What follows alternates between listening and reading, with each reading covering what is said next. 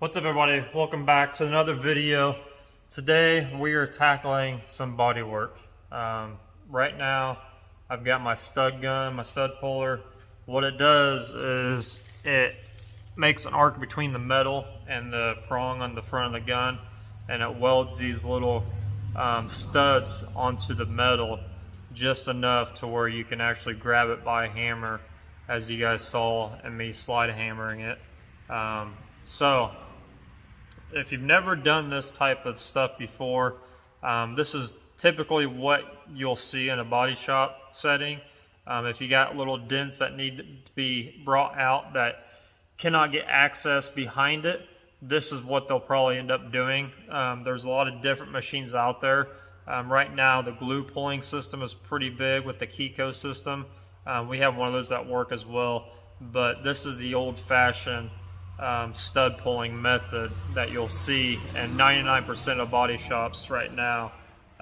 If you have a dent or anything that's really tiny that needs to be pulled out, because what you don't want to do is you don't want to just fill it with mud, because the more filler you put in there, the less, the more it's going to be able to either crack on you, come out, you're going to see it.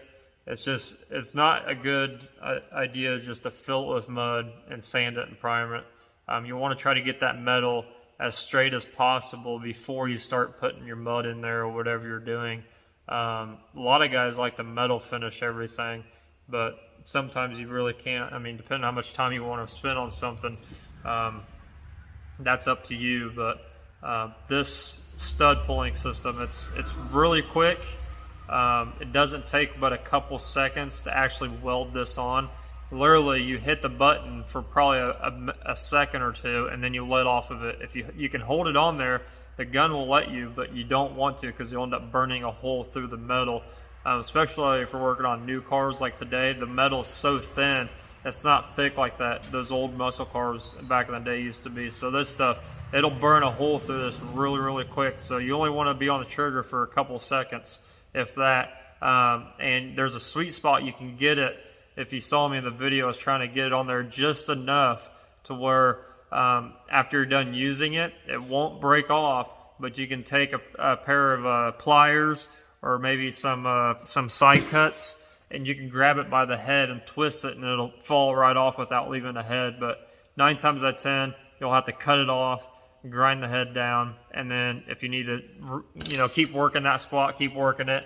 But this is a really effective way to get dents out. Yeah, it kind of leaves a burn mark on the other side. That's the only downfall, as well as having to take all the paint off, because it does have to be bare metal for it to arc and ground to itself. But I like to leave as much paint on as the car as possible, unless I really, really have to go back down to the bare metal, because unless the paint's just trash, if it's a garbage paint job or the paint's failing from the factory, you want to take it off. But I try to leave as much E-coat on a car as possible. The longevity of the paint, nothing beats factory paint. I know there's some manufacturers where they've had paint problems in the past, and some cars I've seen from the factory like paint peeling and things like that. But factory E-coat, you cannot beat factory E-coat. So if you can leave it on there, leave it on there. But if not, grind it down, get you a stud gun and pull it, because it'll make your life a lot easier, especially if you can't get to the back of it. In a perfect setting, you'd get to the back of these and I'd be done already and knock these out, and I'd be spreading mud on them. But where these are, I can't really get to them, so I had to get a stud gun. They're really inexpensive. There are some brands out there that you can spend $400 or $500 with. There's the Maxi system, Maxi Pro, I think is what it's called. It looks like a little yellow robot with wheels and a handle on it. It'll actually, it's about $2 grand, but it's more expensive. But it'll actually weld the prong itself onto there without having to use a stud. And there's many different setups you can do that come with it, as well as like a finger system you can pull. If you have like a crease in a door, you can weld it to it and it'll pull all at once. But depending on what type of money you want, this right here is, like I said, it was about $100. So really cheap way to start pulling dents, or maybe you're learning, get a piece of like a junk fender or a junk hood or something like that that has dents in it, or put some dents in it and just practice with it, because you really don't want to, if you, like I said, if you burn a hole through this, you're pretty much going to have to weld that hole up, and it's going to be really impossible, because like I said, this metal is really thin, so that you definitely don't want to burn holes in it. But you know, sometimes you have accidents and things happen, you just got to fix it. So, but nothing's impossible to fix as long as you got the time and the money. If it needs money to do it, you can fix anything you want to. So I'm going to continue pulling these dents. I've got a couple more that are on the other side that I can't get to, so I'm going to pull a couple more of these, and I'll show you guys what it looks like when I'm done. So I got all the dents pulled out. I'm going to show you guys again just a quick rundown step by step on how to actually pull dents with a dent puller like this. Like I said, it's the most common, so a lot of you probably have already seen this a million times, but for those of you that haven't, I'm going to run you through it real quick. So the only things you really need is obviously the gun. You need a puller. Usually they come in kits. You can buy them all together. Sometimes you can buy them separate. Some good side snips. That way you can cut your studs off. Some studs. Like I said, they usually come in a kit with it. So just double check, make sure you have those three things in the kit. The gun, the studs, and then some type of a puller. This is a Harbor Freight one. It's just somewhere close. I could go this one day, same day, and get one, not have to worry about shipping and waiting on it. The only thing I have an issue with is how this one's made. Obviously it's not like a really expensive one. A lot of the good ones have this. They look the same, but they're not. This one has a roller in which locks the stud into your puller here, and that way you can put leverage on it and pull it. A lot of the good ones, they actually have this head on it. Sorry. They twist to lock, and then they untwist the lock. The problem with this is once you start pulling on it, if you're doing something really big, this thing gets locked in here, and it's really hard to get it unlocked. And I found myself to have to like kind of push in on it and really jam it with like a hammer or something, or the back of my hand, to get it unlocked where I can roll this out of the way. That way I can pull it out. That's the only issue I have with it. It's really sturdy. It looks like it's made really well. It's just that roller head I'm not really a big fan of. I like the ones that twist. It's been a while since I've done body work like this. I've been painting full time for like, you know, over 15 years. So I first started this business, I did body work and I did this stuff all the time, but I really haven't done much here lately within the last 3 or 4 years. So pardon me if I'm kind of slurring my words or having to think about here, but it's really simple. You also need a grinder. You need a grinder because you need to actually grind. Let's say right here, you can see this is a dent here. So what you're going to do is you're going to grind this down. You want to get it all bare metal because this head needs to touch. When you push this in with the stud in it, this is going to go in, and then the outside circle here needs to make contact with that bare metal here. So you need to make a big enough spot to where that whole head, when you press it in, it's going to contact the whole thing and make an arc, and where it's going to weld that stud onto here.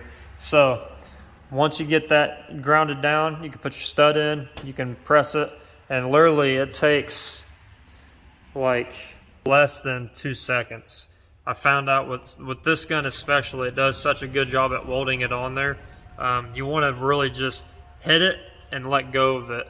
Once you find out that it's actually making that arc, it'll start to smoke, it'll glow red if you keep holding on there, and then you'll end up burning a hole through it. So it's it's a really good gun for how cheap it is, honestly, because it does a good job at welding it on there. I didn't have any problems with the gun whatsoever. So but yeah, just hold it on there for like, I would say, a second, and if it doesn't arc, then you can redo it. There's no rushing it, because if it doesn't arc it, you can always readjust and redo it, and just go back until it arcs. But just make sure you do not press that trigger very, very long, because you will burn a hole really quick. So I went around, and that's pretty much, I'm sorry, but that's pretty much all that you really need. And then once you get that stud welded on there, you could take your slide hammer here and you just put the tip in there, you slide it on, and then once it's in there, you roll this back, and then you can pull back on this ever so slightly, and then you can slide this middle anchor here, this arm bar, back and forth and kind of beat out what you need to beat out. If you're doing like really small dents like I've done here, it really don't take much. Make sure you're watching that metal, kind of put your head at the side while you're pulling it, and watch that metal just kind of flex a little bit, because if you actually, you know, you can waylay on this hammer here and it'll pull this whole thing out. So you want to make sure you're really careful with how hard you're hitting it. A lot of this stuff, if it's really small enough, you can just put pressure against it and kind of tap around it with a body hammer, and then it'll get it to be flat. And that's another thing when you're doing this. Some dents do have a crown on them. Depending on how deep it is and where it's at on a panel, it'll have a crown, and then you'll need to actually pull the dent, tap the crown down, and once you're doing that, the molecules, the memory in that metal is going to start shifting around on you, and it's going to go back down. You're going to be able to put this flat as well as the crown, because it's going to work that metal evenly. Just like I said, take your time, don't force it, just watch what you're doing, pull on it, you know, watch that metal. Now if you're doing like a really big dent, obviously I wouldn't suggest using a system like this, but you can get some pretty gnarly dents out with it. I've done it in the past, but what's going to happen is you're going to end up ripping that metal. So just, you know, use your common sense whether or not you can actually pull it or not, because like I said, this metal is really thin. You will rip it if you do put a lot of pressure on it. So but yeah, after you do that, you know, you figure it out. You know, I always do the hand method, and I go around and look side to side. I make sure it's as far out as I'd like it to be. And then what you do is just take a pair of side snips here. I got my old rusty ones. And then what you do is just grab it. You can either cut it or you can twist it. If you're in that sweet spot of where it's welded on there just enough to where you're able to do your work and not pull it off, but when you take a side snip, you can usually just rotate it and it'll break that head off nice and clean without leaving anything behind, to where you don't have to grind it back down. But if it does, you'll have to grind the head back down, and just be careful, because you can burn through the metal on these cars. It's so thin in some areas, especially around the edges and stuff of doors and things like that. They're so thin you can burn right through it. So just be careful, grind your head back down smooth. If you did the job right, you'll end up, you know, grinding it down flat, and it'll be all even, and I'll tell you that's a good sign that you did it correctly. So much it with the stud puller. It's pretty common, you know, it's basic practice. It's really easy. I think anybody can buy one and learn. Like I said, get a piece of scrap metal or something and start making a couple dents with hammers and just practice. It's pretty simple. Like I said, it's been a while since I've used one, so I didn't have one, so I had to go buy one. Just shows you how much body work I do, because I usually don't do body work, especially at home. I don't like to do it. It's just a mess, and then, you know, people don't like to pay for it, so I try to stay away from it. But little stuff like this I don't mind doing, just because it's quick and easy, and I can get it done really fast. I spent probably a good 30-40 minutes on this whole car, everything out, which is I'm going to show you guys. I've already put, I don't know if this is going to bite me in the ass or not, but I've already put some the fiberglass that I had just a little bit over top of everything, just to kind of seal it in. But I got those 3 on the door that I pounded out. I have one right here that I pounded out. I had another one right there that I pounded out. I just went around and did everything once again with the slide hammer, just because I was there, I was doing it in the process. I wanted to get everything straight as possible. That way I don't have a lot of body filler on this car, because that's one thing I say you do not want to do. You don't want to just cave and pave, is what we call it. You want to get everything as flat as you possibly can. But as you can see where my fiberglass is, those are the ones that I beat out. Now, as far as everything else goes on this car, you guys are seeing stuff like this. We call those assholes, but what happened is the dent is actually not in there that far, so there's no point in me welding a stud to it and pulling it. Some glaze, not even body filler, but some glaze will fix all this stuff. So that's why I didn't go around and do all this other stuff that you guys see here that I've got sanded down, because a little bit of glaze will actually fix that. A lot of it will get fixed with primer. Believe it or not, it's just not that, it's not that much. There's also one right here that I noticed on this apron right here, if you guys can catch that in the light, but that will get blocked out, and that will, after primer, that will go smooth. You will not see it ever again. But everything as far as a major dent is concerned is pulled out with that, and it's blocked down. So especially like something like this I just showed you guys right here, this will get, even if I just put 3 or 4 coats of primer over that, I can block that out. It's not that bad. So you just got to use your common sense and just take your time with it. You know, figure out what can get covered and what can't get covered. It's really not that hard. Just take your time. Like I said, use your common sense, have the right tools, have the right products. It's pretty simple. So now that I've mentioned that I've got the fiberglass out, so I dig and blocked the quarter panel down and got everything shaped up with my my grinder there. I don't know where it went. It's over there, my side grinder. And I grinded everything, and I put a light coat of this fiberglass. This long-haired fiberglass is what it's called, from Evercoat. It's really good stuff. We used to use it back in the day to like mold stuff into other you know, like body panels or dashes or smoothing dashes. You know, anything that was plastic or metal we can smooth, and we needed to mold something. We used this all the time. It's really good stuff. It's just really nasty to use. It looks like that when you smear it, but it's actually like really, it's kind of hard to use, honestly, because it's just it looks like a matting that, you know, this is already dry, but it just looks like a matting. It's hard. It's not like the short hair. The short hair is like, and the short hair, you can move it around a lot easier. This stuff is like, it almost acts like it's one sheet, and then you can break it up with your spreader if you need to and spread it, but it just acts like it's just one blanket when you start spreading it, which is it's really good for doing things like the quarter panel, because then I know it's all even. Even though I'm going to grind most of it back off, it's only there to make everything, and those areas that are really gnarly, it's only there to cover those areas and get them to somewhat smooth. That way we can do the body work over top of it. It's really good. Fiberglass is really good because it gets really hard. A lot of hack body guys like to use it to cave things in and just fill it, because it does get super hard. And it's not, I'm pretty sure it's not water, you know, resistant. I'm pretty sure that because body filler, it'll actually absorb water and moisture. I don't think fiberglass will, because it gets so hard it just blocks all that out. So a lot of guys like to use that stuff when they're hacking stuff out, but it's really good if you're making something, or if you're doing something custom. You can shape stuff because it's so thick.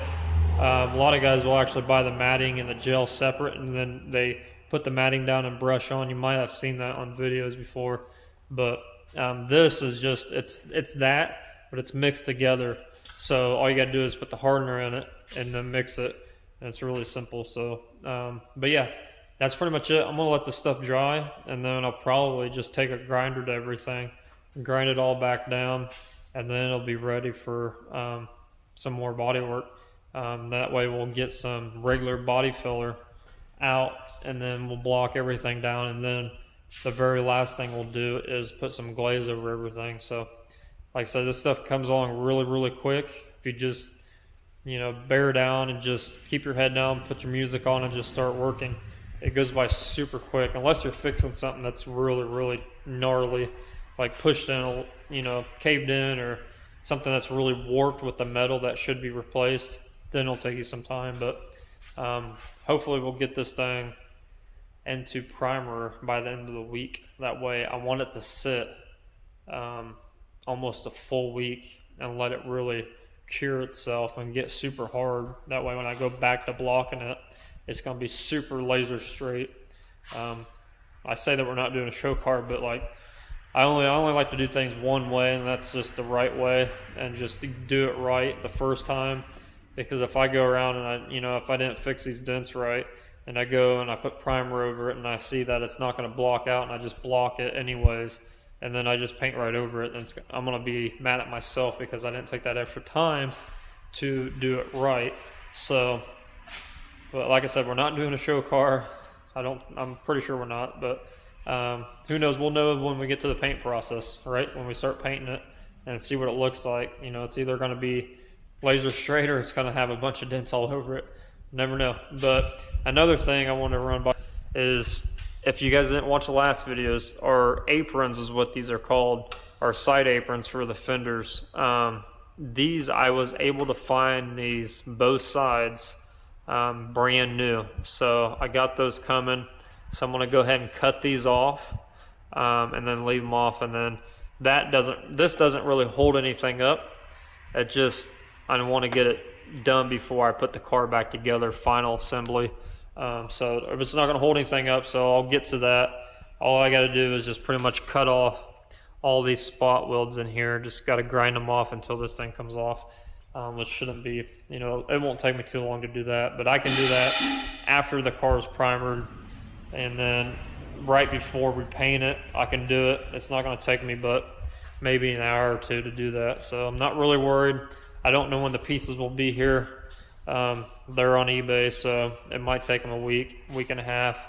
I think they're coming from California, but I'm really glad I was able to find those, because that will really just tear up this whole car. Because what's going to happen is, if you don't replace these and it just keeps getting worse and worse and worse, it's going to end up carrying itself over to this panel.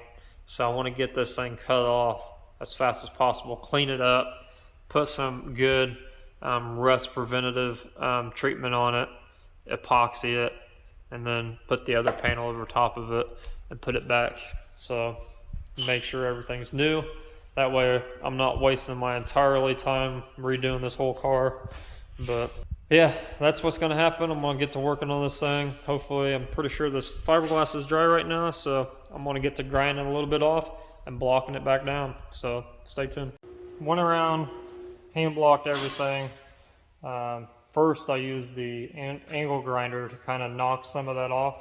If you've never sanded fiberglass, it's not fun at all. It's really thick. It gets really, really hard. It's really hard to sand if you're just blocking it or using a DA. So get yourself an angle grinder with 36 on it, and then just kind of smooth it out as good as you can with it, and then go back and hand block it with some. If you got 36 laying around, do that, or get some 80 grit. So I'm going to show you guys what this looks like after I've hand blocked everything. The quarter's looking really, really good. It's really nice and flush. You're going to have some pitting areas. Don't worry about any of that. We're going to put filler over top of this, so it's going to bury all that stuff. And the filler, this stuff, you shape it just a little bit, but it's not there to be a finish product. The body filler and then the glaze is there to be the finished product. So I did this just so I don't have to put so much body filler in it. And it's really good with working with stuff that you've patched in, section, things like that. Fiberglass is really good to work with like that. So don't worry about all the chips and stuff. It's not totally flat or smooth or filled in. All that stuff will get sanded. I'll go back in and I'll sand all this out just by hand with some 80 grit, and then I'll put a good wipe of just premium body filler over top of it. All these little ones, some of it stuck, most of it did not though. So not a big deal. It just means that it's really, really flat. This stuck really well. It's nice and smooth now. It's ready for some filler. And then over here, same way. A lot of the stuff that didn't stick in it, it stuck in it, but it just got sanded off because I think it's just so straight that it's really nothing there to be sanding or to be filling. So when I sanded it, it just pretty much didn't stick. That one did really well.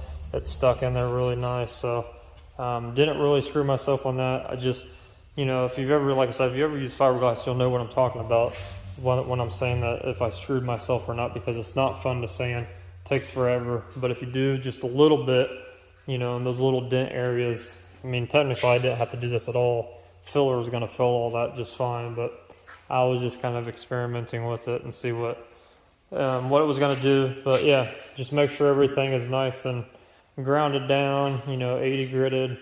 That way your fiberglass can stick over top of it. Because if you don't, it's not gonna stick. And if you don't fix it, you're gonna have issues down the road, especially when after you paint it, clear all that stuff, you do all this hard work. So you want to make sure everything's properly sanded for adhesion, and then go from there. But yeah, block everything out. This stuff is gonna look really, really nice. I can already tell just by feeling it. Even though you see things, when you see dents with your eyes, you really don't feel them unless they're really gnarly. So, but yeah, I think it's gonna come around really good. I'm going to finish this off right here, and then we'll pick back up when it's body filler time.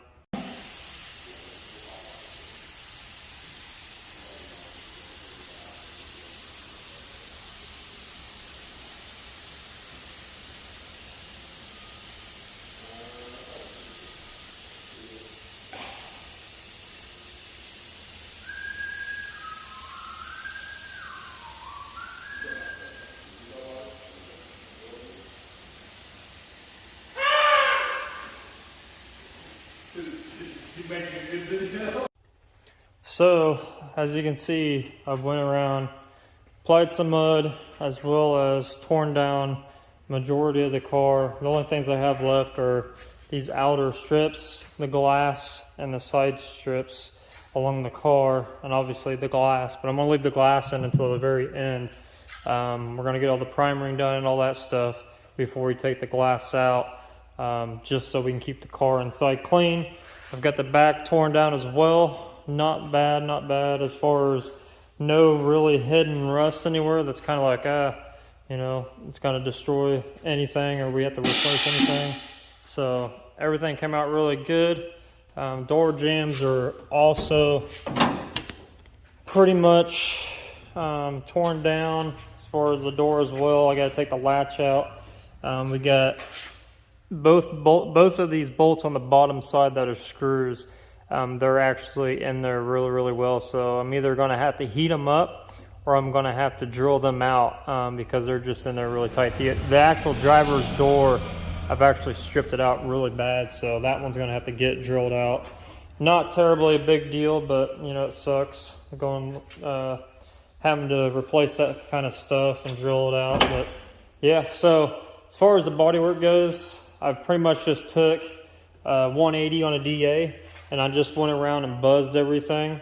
That way any kind of filler, any body work that I do to it is going to stick. Obviously I cleaned it off before I applied the body filler. This is 3M Platinum is what I'm using. The ratio, if you want to get technical, the ratio for body filler is 50-1 if you didn't know that. Use a scale or just kind of ballpark it. But yeah, everything's pretty much ready to sand. I applied it and then I started tearing down the car.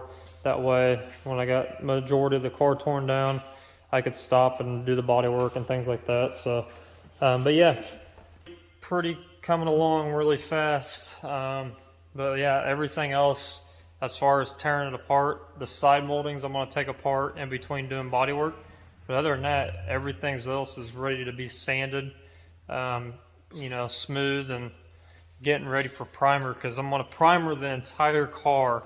I'm going to tape up like the windows. I'm going to peel back the back window. I've got some lift tape I'm going to use on this and lift tape it and get in there and prep it really good. But I'm going to primer the entire car at the very end. So what we'll do is we'll get all this bodywork straightened out. We'll spot primer any bodywork. We'll put 4 or 5 coats of primer on it. Let it sit for a few days. Come back and then sand and block the whole car down. Anything that has not been sanded at that time, we'll sand and block it, as well as the bumpers. I'm going to try to spot prime these as well, where everything's kind of flaking off here from rock chips and things like that. I'll really hit those hard.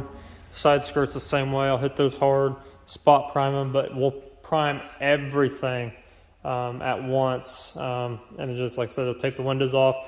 The sunroof actually goes down and back inside the car, so technically you don't have to take it out as long as you tape it up really well. But I want to primer everything on this car at once and just give it one good solid coat of primer on it. That way I won't have any issues with anything sticking that I'm going to put on this, because like this quarter panel has been bodywork, like I said in earlier videos, and I've shown you guys nasty bodywork that they've done trying to hide rust. So I want to kind of take all that off and use fresh primer on everything. So I'm going to be blocking the crap out of this after we prime it, after we let it sit, and then I'll block everything that's bodyworked, and then I'll block the entire car really hard. Hard blocking it just means that you're doing it by hand, and you're pretty much aggressively going at and getting everything straight before you apply any more body filler or primer. So that's what I'm going to do.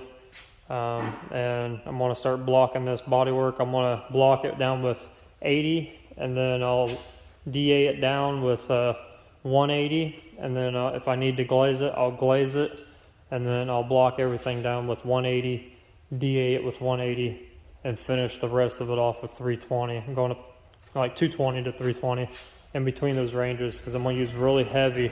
I'm not going to reduce any of the primer on this. I'm just going to use the heaviest I can get it out of the can and just primer it 4 or 5 times, let it sit for a few days, get really nice and hard, and then go from there and block the whole rest of the car down. So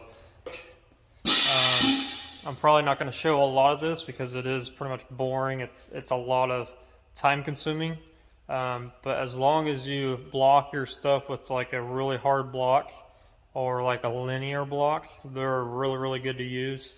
They're acrylic blocks that you can actually shape around different curves and things like that, but they're flat. So as long as you hand block everything, you keep your block flat, you will not have any problems getting your bodywork straight. When you go and you start creating highs and lows in your bodywork, it's because you're lifting up or you're not keeping your block flat, and it's just cutting it on each side of it without cutting the bodywork. So as long as you keep it flat and you do it and you just take your time with it, it'll come perfectly straight. So like I said, I'm not going to show most of this, so I'm probably going to end the video here and then pick it up when we're probably ready to prime the first round of primer and spot prime it, and then I'll show you guys what I'm going to do there as far as spot prime it and what I mean and how to mask it off to spot primer. But like I said, I'm going to end this video here. Thanks for watching. Comment down below if you got anything you would like to know that I did not go over, but this car is going to get done really quick. My plan is to get this thing, like I said, all in primer before we go on vacation at the end of October. We're going to Florida for a week, so I plan on getting the whole thing in primer. That way when I'm gone, it's got that whole week to sit in primer and get really nice and hard. And if I needed to, I could put the wheels and tires back on it, and I can build it back, let it sit in primer until I'm ready to paint it. Until I'm ready to block it back down and paint it, I can throw the fenders back on it and get the wheels back on it and move it around just in case I have any other work that comes in that needs my space. I can do it that way, and that's what I plan on doing. So until I'm ready to paint it, it'll stay in primer. So stay tuned. Things are coming really quick. I haven't decided on a color yet, if I'm going to keep it the factory color, do some crazy custom color, or keep it a silver, but a different silver, something a little bit more flashy, something that has a little bit more heavier flake in it, and different types of pearls. I can put like a different type of red pearl or blue pearl in this, that way it flops out in the sun. There's a million things I can do with this. I haven't decided yet. I like the stock factory silver look, but it would be really cool to put like a custom color on here. So comment down below what you would like to see, and we'll go through and we'll do kind of like a poll, and we'll pick a color out, and then we'll go with that. So comment down below, make sure you subscribe. Thanks for watching. Until next time, see ya.